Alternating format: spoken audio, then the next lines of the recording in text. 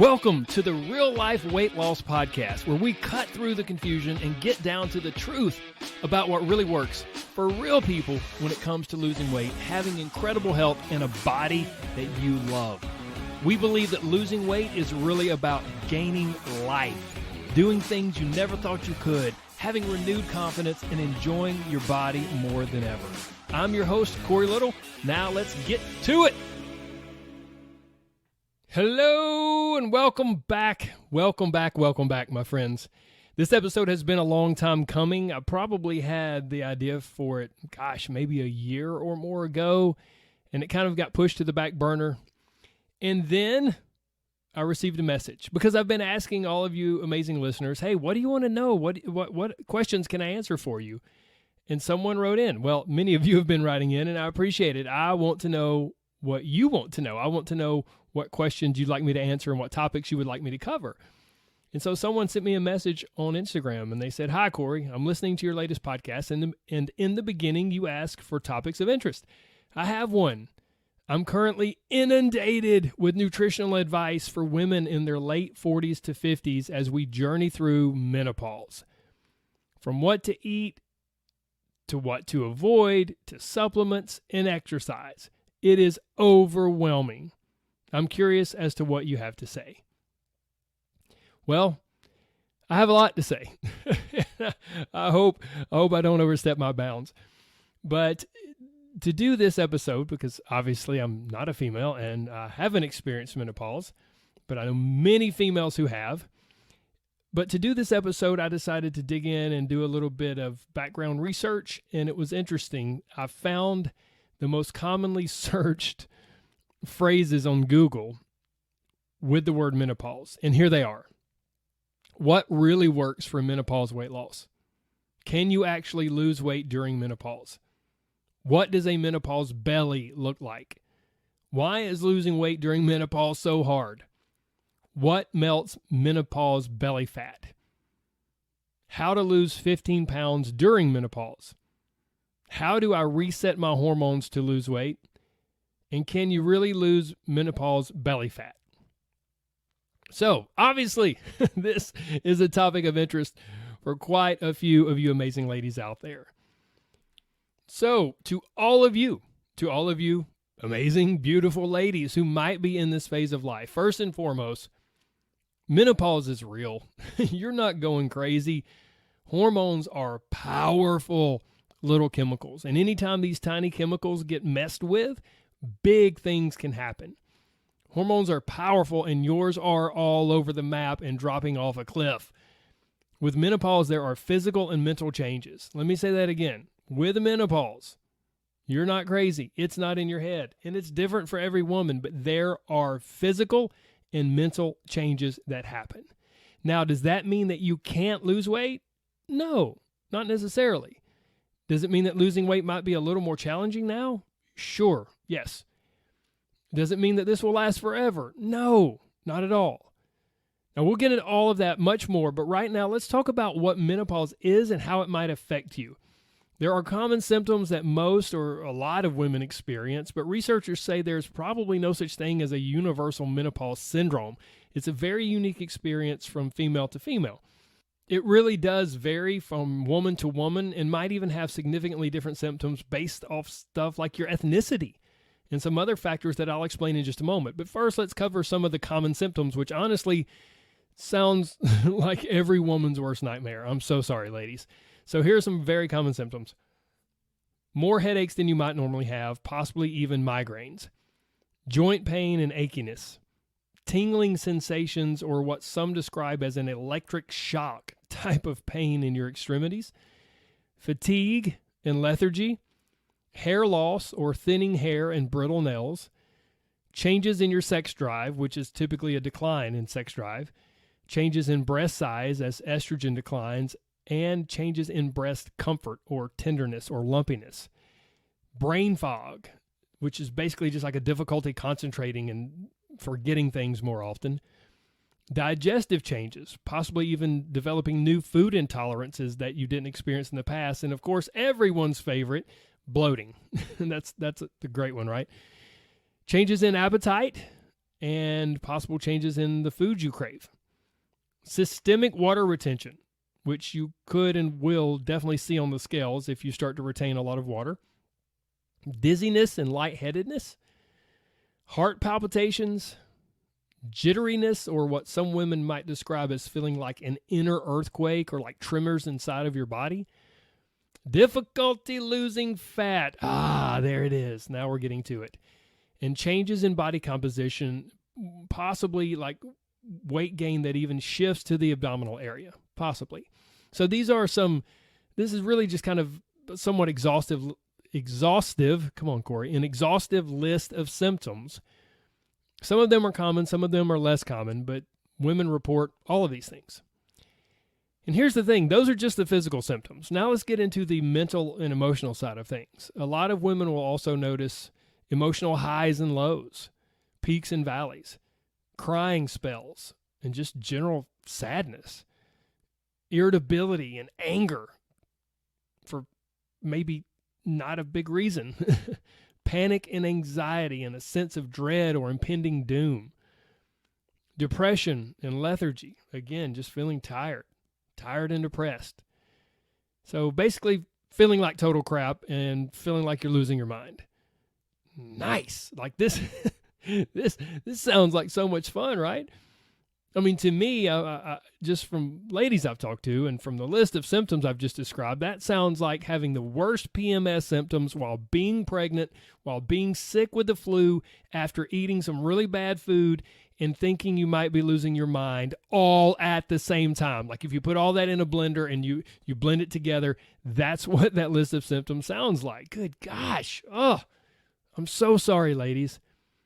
I have such tremendous respect and appreciation for all of you amazing, courageous women out there. I often joke that I was raised by a pack of women. My mom and dad got divorced when I was 7, and my dad was around, but sometimes not around that much. My grandfather died when I was pretty young. So that left me, my mom, my grandmother, and my aunt. 3 precious, amazing little ladies, all 5 feet tall or under. Most really kind of more so under 5 feet. My point is this, because of my incredibly close relationship and love for those 3 little ladies, I think I have an extra soft spot in my heart for women in general. I don't know, maybe I'm wrong, but I feel like I do. I just totally respect, admire, and appreciate all that you do and all that you have to deal with through menstrual cycles, pregnancies, and of course, menopause, not to mention having to deal with us stubborn, sometimes crazy men. So, let's just quickly revisit the central topic before I get too far off a tangent here. Does menopause make you gain weight and or does it make losing weight difficult? Like, are there mysterious chemical changes going on inside of you that basically force your body to gain weight? Maybe, possibly. But let's pull back for a minute and just think about some of the other symptoms. For example, joint pain and achiness. That probably means you're not going to want to move as much or exercise as much. Fatigue and lethargy and feeling depressed, feeling sad and depressed and tired. Okay, that's no fun. And guess what? That may mean you don't exercise as much, you're not as active, and it may lead to some emotional eating or stress eating. And plus, we have the changes in the appetite and changes in your food cravings. Suddenly, you're craving a bunch of foods that you never ate in the past, maybe a lot of processed foods or snacks. And your appetite may be really high now. Who knows? And then there's also dizziness and lightheadedness. And there's emotional highs and lows. And there's anxiety. I mean, my gosh, are you kidding me? Those things alone. Forget any hormonal changes. Forget any mysterious chemical changes in your body that make it seem like, from a biochemical standpoint, weight loss is hard. All of those other changes alone could and would lead to weight gain or just make losing weight unbelievably difficult. Forget the chemical and hormonal stuff. You know how I always say to change your body, you must first change your brain? Well, it's kind of like, for some ladies, that's exactly what menopause does, but in the total opposite way of what I'm talking about, like in the total opposite, worse way.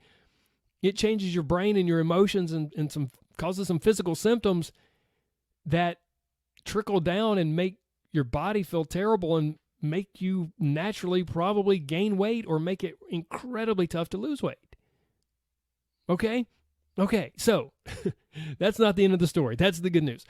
We just listed a ton of not so fun symptoms that someone might or might not experience. Now, let's look at a few things that science tells us can impact those symptoms. Now, some of these are totally out of your control, like ethnicity, which I already mentioned earlier, but some are within your control. For example, the first one here, lifestyle.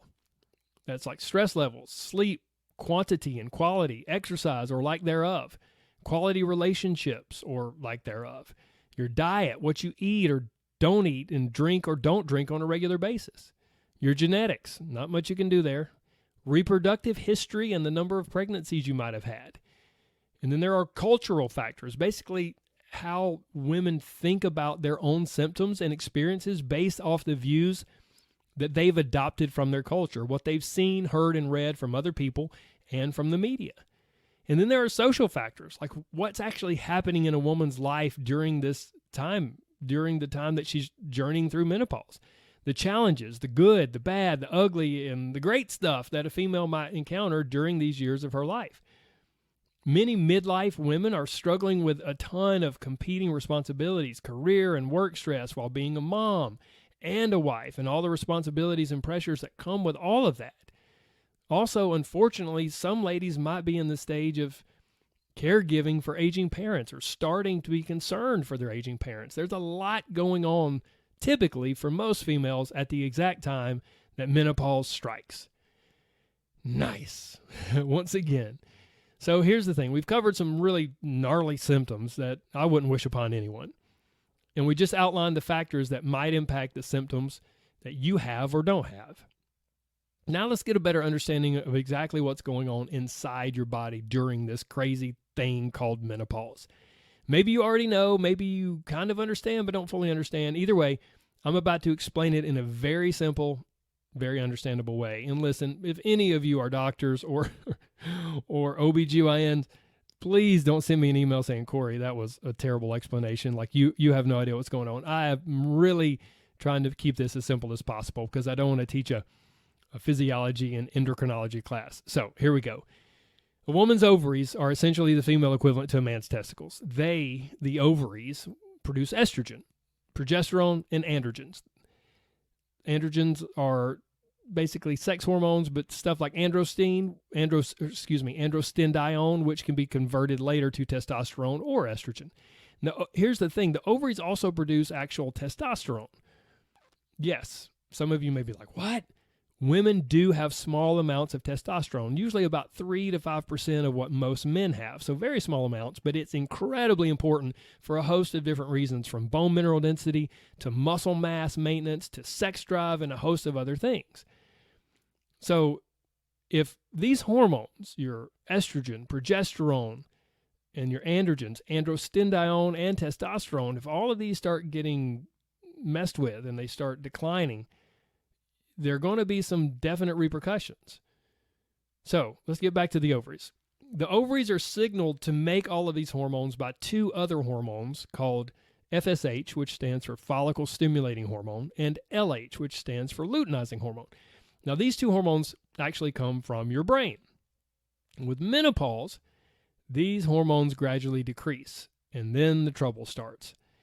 Ovarian hormone production declines, like I just explained earlier, which can already begin leading to symptoms and making you feel kind of crummy in a number of different ways. And then to make matters worse, sex hormones can also be secreted by body fat in other organs, such as your adrenal glands. Now, when the production from the ovaries declines, these other tissues, your adrenal glands and the body fat that you carry, might become more active in making hormones. Now, at first, this sounds like a good thing, right? It's like, oh, wait, my hormones are going down and that makes me feel crummy. So if I can get more hormones from these other things, well, that's good. But it's not. Your body is going to ultimately get what it wants. It's on a menopause mission. So this, what I would call like side door hormone production from your body fat or these other organs like the adrenal glands, it just mucks things up and can throw your system even more out of whack. This means, and I pre-apologize, that keeping your body fat in a healthy range as you age can really help out in a number of ways when it comes to menopause symptoms. Having a lot of excess body fat as you go into menopause can lead to your hormones being even more imbalanced, which can lead to a lot more severe symptoms and systemic inflammation, which is just not a good thing, and it can make the whole experience much worse. Gee, thanks, Corey. I'm listening to this Real Life Weight Loss podcast because I do have excess body fat that I want to lose. Look, I'm just telling you what science tells us, okay? Now is the prime time to reference back to something I've talked about quite a bit before. Remember that whole internal ecosystem thing that you've probably heard me mention on the podcast? Our body's systems do not function independently like in a vacuum. They all depend on and play off of one another. And this is a perfect example of that. A woman's ovaries and body fat levels and adrenal glands are all playing off of one another, not to mention the brain's input that basically tells the ovaries what to do. Not to mention all the other things I listed earlier that impact this internal ecosystem, like diet and lifestyle and stress levels and exercise or lack of exercise. Menopause is basically like a big stew, a big soup with a ton of things on the recipe list, a ton of possible things. The stew can be better or worse depending on the ingredients you have or don't have. So, in a nutshell, a woman's hormones bounce all over the place and kind of drop off a cliff, and it can make her feel a little off or absolutely bleeping terrible. It may last for a few months or a year or for years. Yikes. Let's hope it's not years. But does menopause make you gain weight, or does it at least make losing weight harder? We've kind of explained it and touched on it, but let's dig a little more. From what science and research tells us, the answer is yes. Menopause can potentially, underline that word, don't forget that word, menopause can potentially lead to some weight gain. Menopause can potentially make losing weight more difficult. So that's it, right? I mean, end of story. Let's go get a half a gallon of ice cream, flip on a Hallmark movie, and look at old pictures of ourselves when we were young and slim and beautiful while tears stream down our face because of the gross, bloated, infertile slob that we've become. Sorry, I just kind of put myself in your shoes there. Look, here's the thing. After going through the list of symptoms, I cannot blame any of you one bit if that's what you decide to do. I get it. I can imagine. I don't get it, but I can try to get it. But here's the thing. I would encourage you to ask one question. Is that helpful? Will doing that serve me? Will just feeling bad about this and kind of giving in to the menopause craziness, is that really what I want? Is that helpful, and will it serve me? And here's the thing. You can't stop menopause. It's gonna happen. But you can change menopause. You can change how you experience it to some degree. And you can lose weight, or at the very least, minimize or avoid weight gain. You might feel helpless as your body begins to shift gears and slings you and your emotions and your energy and your hormones around like a rag doll. But you are not helpless. You can change your experience of menopause. You have the power. Let me say that again. You do have some power in this situation to make things better or worse. And that's the absolutely crucial first step. Understanding that there's a difference between stopping it and changing it. You can't stop it, but you can change it. And once you get that, then you also start to realize that you actually have some power during this time of your life. I know it may be tough, but if you can believe that, then we can make some progress. And I'll explain more about that in the next episode. Until then, will you do me a favor? Please share this with someone who might need to hear it. And don't be afraid to share it with a man. I'm a man, and I'm telling you this. Men need to hear this too. They need to understand what's going on inside the body and brain of the ladies that they love, whether it's their mom or their wife or their daughter. It's important to know this stuff, so please share this episode and come back for next week's episode where I'll explain the best ways to exert your power and make menopause as good as it can possibly be. Now, don't sign off because I have a quick little side note for you. Look, if you're a visual learner, or maybe you just have some menopause brain fog and you would like to review all of this information plus a few more tips that I didn't have time to cover on the podcast, then you can go to my website to download a PDF that outlines and explains everything I will discuss in these 2 menopause episodes. I think it's going to be, I think you can find the download at CoreyLittleCoaching.com/menopause, but I'm not 100% sure, so I'm not super techie. So to be safe, I'll just include the link in the show notes for you. So if you'd like to download that PDF, you can just scroll down to the show notes. But here's a very important note. If you're listening to this episode on the week that it comes out, that document may not be quite ready. So by submitting your email, we'll put you on a list, and then we'll send it out within a few days as soon as it's available. Okay? Okay. Now, one more thing. I have a question for you. Should we do a menopause Mythbuster Q&A coaching call? Would you ladies like that? If so, let me know. I'm not going to plan it. We're not going to do it unless I hear back from you. So shoot me a message on Instagram at CoreyLittleCoach, or shoot me an email at support@CoreyLittleCoaching.com. And if we get enough requests, if I hear enough feedback from you amazing ladies, then we'll plan it and we'll do it. And if there's not enough interest, then we won't. It's no big deal. I just want to be here for you and be able to help you as much as possible, okay? Okay. Now, before I sign off, just a friendly reminder of something I mentioned on a previous podcast. If you'd like to support this podcast, there are 3 ways you can do that. Number 1, you can take the next step and join my Inner Circle coaching program. Here's what I know. Some of you are out there listening, and you've been listening for a while, and you've been on the fence for a while. You want to take the next step.